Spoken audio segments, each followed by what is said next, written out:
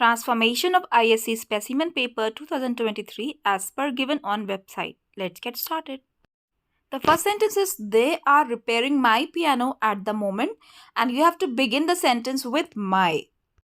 Sentence में my कहाँ आ रहा है? पियानो से पहले. और my piano सेंटेंस का क्या है? ऑब्जेक्ट.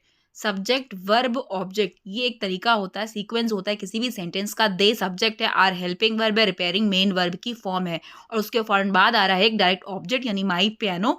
और आपको स्टार्ट करना है माई से, यानी कि माई पियानो से, यानी कि दिए गए सेंटेंस का जो मेन ऑब्जेक्ट है आपको उससे सेंटेंस को बिगिन करना है ट्रांसफॉर्म करके, यानी दिए गए सेंटेंस के ऑब्जेक्ट को सब्जेक्ट बना देना है. ऑब्जेक्ट को जब हम सब्जेक्ट बनाते हैं या फिर सब्जेक्ट को ऑब्जेक्ट बनाते हैं, इसी को कहा जाता है एक्टिव पैसिव वॉइस. और पैसिव वॉइस का कोई भी असर्टिव सेंटेंस कैसे बनता है? सबसे पहले आप मेन ऑब्जेक्ट को लेके आते हैं, उसके बाद आप हेल्पिंग वर्ब लेते हैं और हमेशा वर्ब की थर्ड फॉर्म आती है, फिर रिमेनिंग ऑब्जेक्ट आता है, फिर बाय के साथ दिया गया सब्जेक्ट ऑब्जेक्टिव केस में कन्वर्ट करके आता है. तो आपका आंसर होगा माई पियानो. और क्योंकि यहाँ is am are I N G आ रहा है, is am are I N G के लिए हम लोग हेल्पिंग वर्ब लेते हैं इज बीइंग या एम बीइंग या आर बीइंग, जो भी सुटेबल है. सिंगुलर है तो इज बीइंग, प्लूरल है तो आर बीइंग, इस तरीके से. ओके, तो माई पियानो इज बीइंग, और हमेशा थर्ड फॉर्म आती है पैसिव वॉइस में, तो रिपेयरिंग की थर्ड फॉर्म होगी रिपेयर्ड. तो my piano is being repaired at the moment by them. आप by them at the moment भी कर सकते हो. याद रखिएगा, पैसिव वॉइस बनाने को अगर आ रहा है तो इसकी हिंट यही होगी कि दिए गए ऑब्जेक्ट को, दिए गए मेन ऑब्जेक्ट को सेंटेंस के स्टार्टिंग में लिखा होगा. याद रखिएगा थर्ड फॉर्म आती है हेल्पिंग वर्ब के बाद. आंसर हो जाएगा my piano is being repaired at the moment by them. Moving to next sentence, if you do not reach the theater early, you will not get a good seat. If not है और if not को convert करने को बोला जा रहा है unless में. if not unless से मैंने बहुत सारी वीडियोस बनाई है कंडीशनल सेंटेंसेस नाम करके, पार्ट 1 में आपको मिलेंगे if not unless, राइट. तो if not को unless में कन्वर्ट करने के लिए केवल आपको if not वाला जो क्लॉज है ना, उसमें if not के जगह पे unless रख देना है, पूरा बाकी का क्लॉज एज इट इज रहता है. सो हो जाएगा unless you reach the theater early. देखिए if के साथ not किस फॉर्म में आ रहा था? do not. तो do not पूरा उड़ जाएगा, हट जाएगा, राइट. तो आपका आंसर होगा unless you reach the theater early you will not get a good seat. याद रखिए, जब कभी भी आपको unless लगाने को आए तो वो if not का सब्स्टिट्यूट होता है. आपको if not वाला पार्ट हटाना है और बाकी क्लॉज को एज इट इज रख देना है.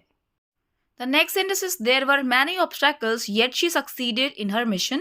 बहुत सारे obstacles, बहुत सारी बाधाएं, रुकावटें थी, फिर भी वो अपने मिशन में क्या हो गई? सफल हो गई. तो सेंटेंस आपको दिख रहा है कि ये कंट्रास्ट सिचुएशन है. कंट्रास्ट सिचुएशन कहलाती है कि जब किसी काम को करने का जो रिजल्ट अक्सर आता है उसका रिजल्ट ना आकर कुछ और रिजल्ट आए, उसको ऑपोजिट रिजल्ट आए, उसे कहते हैं कंट्रास्ट की सिचुएशन. जैसे बाधाएं थी फिर भी पास हो गई, सक्सेस उसको मिल गई, तो ये सिचुएशन कहलाती है कंट्रास्ट. और कंट्रास्ट को एक्सप्रेस करने के लिए हम कुछ गिने चुने कंजंक्शंस लेते हैं जो कि आपके एग्जाम में आते हैं. वो होते हैं ऑल्दो के साथ कॉमा, दो के साथ येट, या इन स्पाइट ऑफ के साथ वर्ब आईएनजी फॉर्म, राइट. आपको यहाँ पे ऑल्दो यूज करने को बोला गया है, तो आप याद रखिएगा जब आप ऑल्दो यूज कर रहे हो तो ऑल्दो के साथ येट नहीं लेना है, कॉमा करके लेना है. यानी पहला जो क्लॉज होगा वो ऑल्दो के साथ आएगा और नेक्स्ट क्लॉज बिना येट के एज इट इज लिख दोगे. तो बस आपको क्या करना है? Although there were many obstacles comma she succeeded in her mission. याद रखिएगा येट का यूज हम दो के साथ करते हैं, ऑल्दो के साथ कॉमा आता है केवल. और ऑल्दो और दो का मीनिंग होता है हालांकि. मीनिंग यहाँ पे ये निकल रहा है कि हालांकि रुकावटें थी फिर भी वो पास हो गई. तो ऑल्दो के साथ जब हम कॉमा लगाते हैं तो वो कॉमा ही हमको सेंस देता है फिर भी का, जबकि दो में कॉमा येट हमें सेंस देता है फिर भी का. The next sentence is, chocolate cake is the best dessert I have ever eaten. और आपको बिगिन करना है नो से. तो ये ट्रांसफॉर्मेशन है सुपरलेटिव डिग्री से पॉजिटिव डिग्री. जिसने देखा है डिग्रीज ऑफ कंपैरिजन पे जो मैंने वीडियो बनाई है ट्रांसफॉर्मेशन की, जो पहली वीडियो बनाई थी उसमें मैंने बहुत अच्छे से समझाया था, ठीक है, कैसे पहचान होती है the best, the coolest, the smartest. यानी कोई सुपरलेटिव डिग्री आपको दी होगी और आपसे कहा जाएगा नो से स्टार्ट करिए सेंटेंस. तो कैसे बनाते हैं? नो अदर करके, और जिस चीज की बात हो रही होगी, द बेस्ट के बाद जो आ रहा होगा, the best movie, the best film, the best hero, right. तो नो अदर के बाद आपको वो नाउन ले आना है। तो यहाँ पे आप लिखेंगे नो अदर डेजर्ट, और डेजर्ट के बाद जो डिस्क्रिप्शन दे रखा है वो लिखेंगे आप, no other dessert I have ever eaten is as dash as no other. अब आपको नो अदर का यूज करना है तो उसके लिए हम लोग पॉजिटिव डिग्री लेते हैं। एज गुड एज, बेस्ट की पॉजिटिव डिग्री होती है गुड, गुड बटर बेस्ट होता है ना। So no other dessert I have ever eaten is as good as chocolate cake. अगर आप ऐसे बनाते हो, no other dessert I have ever eaten is better than the chocolate cake, that will be also right. Next sentence है scarcely did the famous store open when they all rushed इन। यानी जैसे ही वो famous store खुला वैसे ही सब उसमें दौड़ पड़े। जब कभी भी दो बैक टू बैक एक्शंस होते हैं, एक काम के फौरन बाद दूसरा काम होता है, बिना देर लगे अगर दो काम आपस में एक दूसरे के फौरन बाद हो रहे हैं, तो ऐसे एक्शंस के लिए हम इंग्लिश में यूज करते हैं, जो कि आपके एग्जाम में बहुत तरीके से पूछी जाती है। वो होता है आपका एज सुन एज, और एज सुन एज के सब्स्टिट्यूट्स पूछे जाते हैं, जो कि होता है पहला स्कार्सली। स्कार्सली के साथ यूज किया जाता है व्हेन, जो कि आपके सेंटेंस में खुद दिया गया है, स्कार्सली व्हेन। और इसके अलावा आप यूज करते हो हार्डली के साथ व्हेन। और इसके अलावा एक और जो बहुत बार पूछा जाता है वो होता है नो सूनर देन।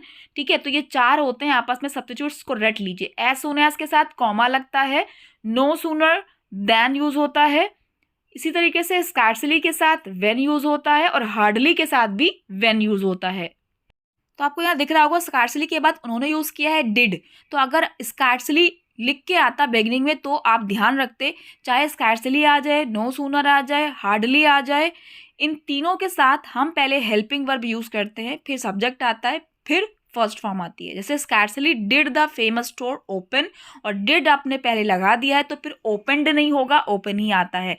ठीक है, तो अब इसका हम लोग एज सुन एज से कैसे बनाएंगे, तो एज सुन एज के साथ जो भी वहां पे सब्जेक्ट दे रखा है वो लिखिए, फिर आपको सेकेंड फॉर्म लगानी होती है, राइट। एज सुन एज वाले सेंटेंसेस में हम सेकेंड फॉर्म लगाते हैं, जबकि स्कैर्सली, नो सूनर और हार्डली, इन तीनों के साथ अगर सेंटेंस स्टार्ट होता है तो हम वहां पे डिड, डिड के बाद सब्जेक्ट, सब्जेक्ट के बाद फर्स्ट फॉर्म लगाते हैं। तो आंसर हो जाएगा as soon as the famous store opened, comma they all rushed in. याद रखिएगा कॉमा लगाना कंपल्सरी है। For such more videos, subscribe my channel. Thank you for watching.